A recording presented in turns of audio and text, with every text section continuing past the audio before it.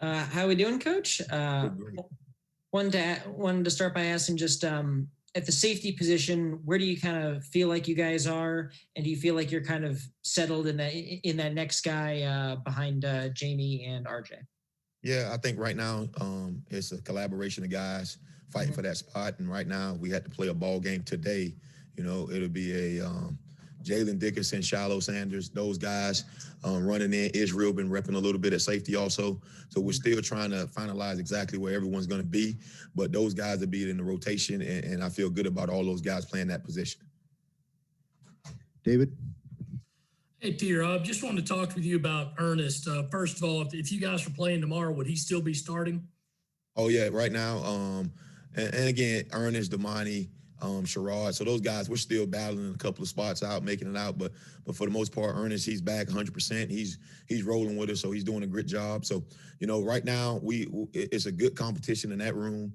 And how we kind of deemed it to those guys was, whoever practiced the best that week, those are guys that'll go out and start. But those guys, I feel comfortable about them, all three of those guys starting and doing what they need to do.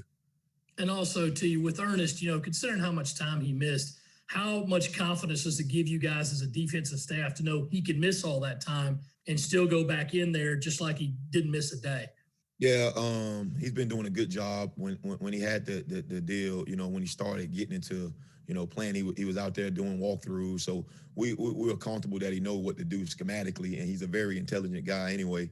But he's done a good job of losing weight, and he's in shape, and he's running good. So he got to continue to keep coming on. But right now he's a guy that we trust at the position. He got a lot of reps, and so I feel good about that. And we ain't changing too much. So he kind of understands what we want to do and what we want to get accomplished. Ben?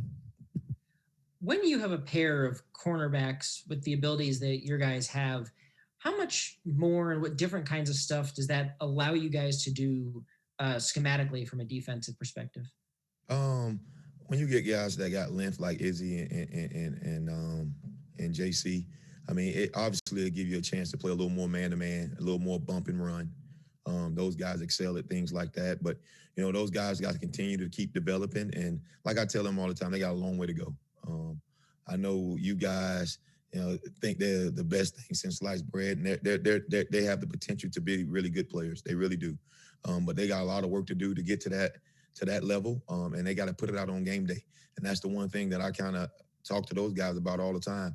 You don't block out all the outside noise, and let's concentrate on technique. Let's concentrate on your performance each and every day, and then that'll transfer to the ball game. And those guys will definitely do that. They're intelligent guys. They're good people, and they're going to work at it, and they'll be successful because of that. Go to Joe Gorchow. Coach, just curious, how has Huntley's progression been, and could you see him being somewhat of a factor in getting reps in week one on that defensive line? Alex Huntley, Boogie, he's doing a good job for us.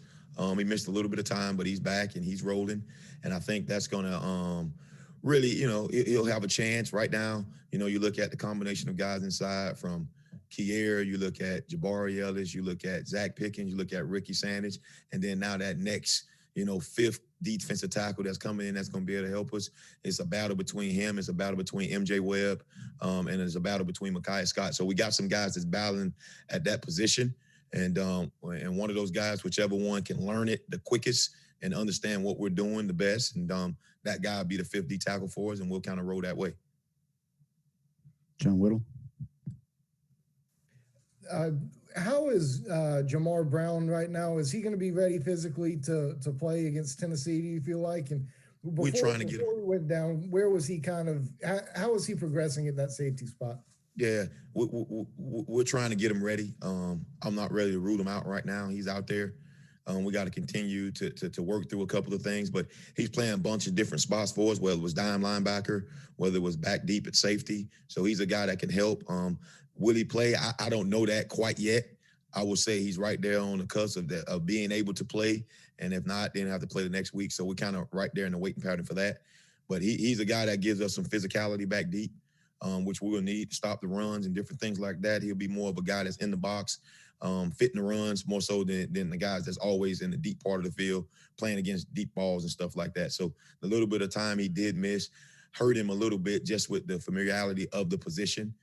It's a little different when you back up from the ball as far as to being in the box all the time, because he'll have to do some things back deep. So, we got to continue to get him the reps so he feel comfortable, and we'll do that, and then we'll kind of make a decision from there. If you had to ballpark it, how many snaps a game would you say that a dime plays for you? You'll look at right now, when we just say a true dime linebacker or a dime defensive back, you want to look at that on third downs only. That won't be something that we'll be playing a bunch of, on first and second downs when it's either or downs. We're thinking more pass situations. So I would say somewhere in the realm of 12 to 14 snaps a game at the position of a dime DB. Now, we also call our dime linebacker in nickel, which is Sherrod, when we in 11 personnel. That's a dime, and they'll play 70% of the time. So just different ways of categorizing that position. David? T-Rob, is Jordan Birch on your 2 deep right now? Yeah, right now, he's working hard to do a couple of things. He missed a little bit of time, but he's back, and I think he'll be able to help us. Right now, you just look at the Buck position. You look at JJ and Barre, and then we're borrowing from the Buck position Brad, and he's playing some Sam for us, which gives Jordan an opportunity to go do it. And he's going to have an opportunity to do it. He just got to continue to get the reps and feel comfortable. We'll have a condensed play sheet when he's in to help him out on some of the things that we're doing. We won't ask him to do a bunch. We'll ask him to strike blocks and play fast. And I think that'll help him out when we start locking in more on exactly his role for the football team early in the year. Ben? I wanted to ask about JJ. Was there sort of an adapting process to getting used to playing in the kind of space that sometimes the Bucks play? Obviously, usually they're on the end, but sometimes you get them behind the line or that kind of thing. Yeah, I would say this. We probably played him out of position before this. We just felt so good about, Dennis wanting him and different things like that, because he's really a good athlete and he can do that stuff easily. So he's more comfortable doing that than he is doing the 6 technique and all the different stuff like that. He just plays in space better. He's good with his hands. He can move his hands and his feet at the same time. And he really got some decent, pass dropping skills, to my surprise, to be honest with you. But he's doing a really good job of it. He got to continue to come. We're going to need him to be a good player for us. Any other questions for T-Rob? Saying none. All right. I think that's it. All right, fellas. Y'all take it easy. Thanks, T. Coach.